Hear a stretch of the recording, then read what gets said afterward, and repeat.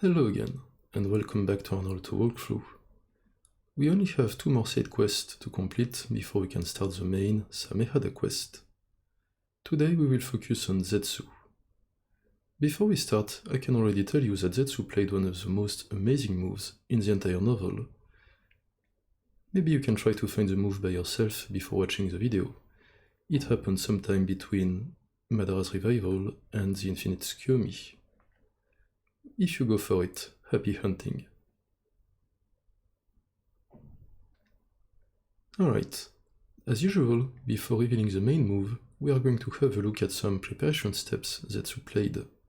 So tell me, what is the main asset Zetsu has over his enemies and his competitors? Zetsu's main asset is the information asymmetry. He knows about everything about his competitors, save for Samehada, but his competitors know next to nothing about him, and specifically, they underestimate him a lot. So, when your opponents underestimate you, what is the first thing you want to do? Your first goal is preserve that advantage, so keep your opponents underestimate you. And we are going to have a look at a few moves Zetsu played in that regard. For our first example, let us jump to the battle between Itachi and Sasuke, chapter 392. Zetsu is watching the fight, but more importantly, he is recording it and commenting it, so that Obito can watch it later. And you can see here how in character Zetsu is going to act.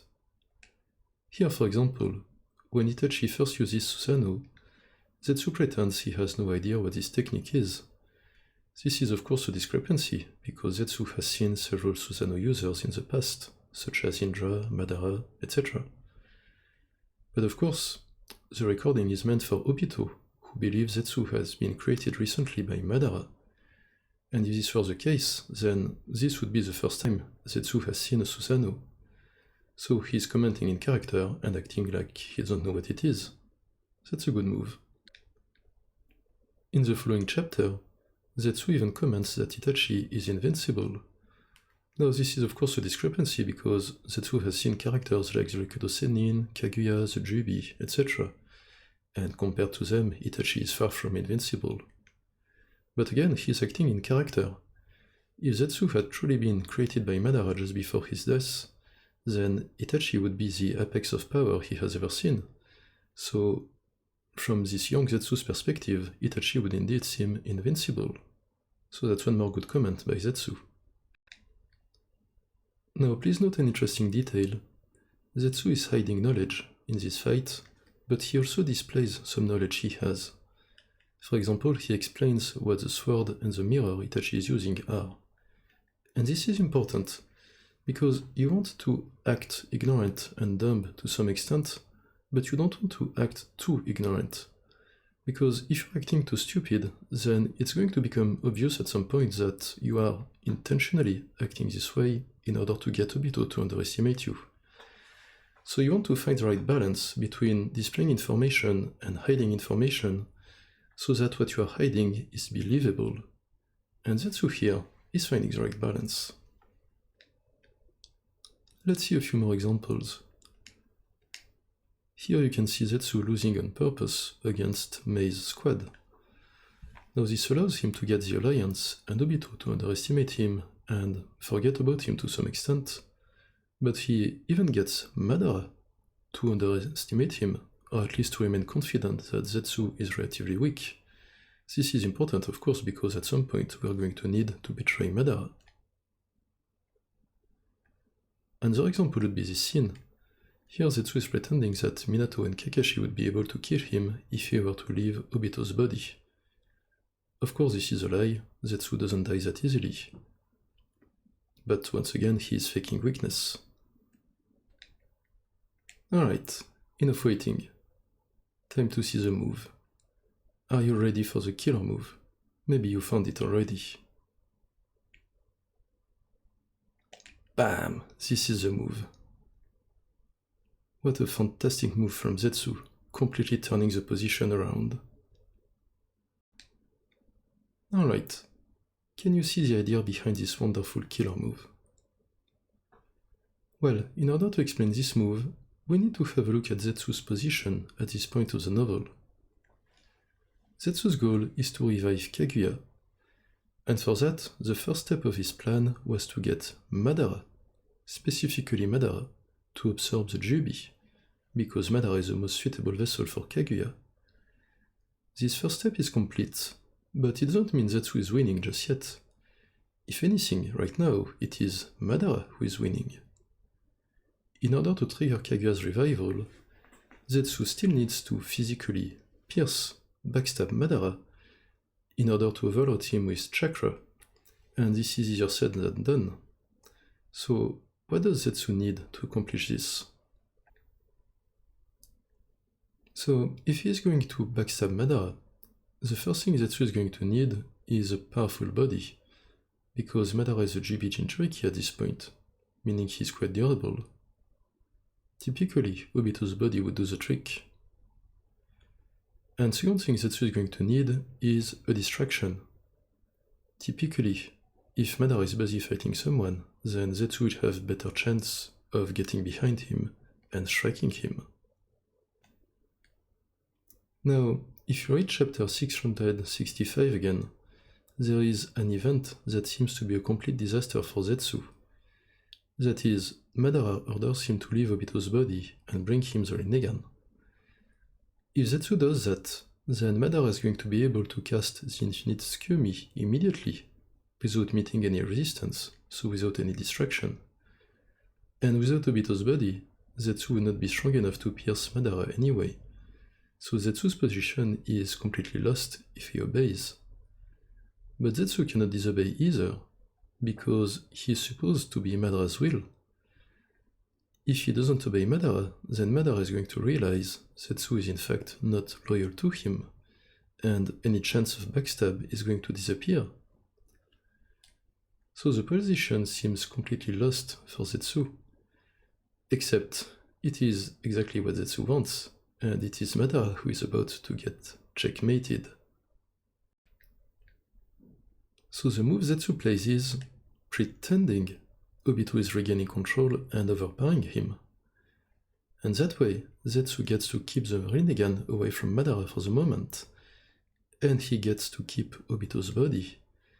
All the while pretending this is happening against his will because it is Obito regaining control. So Madara is not going to doubt Zetsu is still loyal to him. And in fact, this serves even another purpose.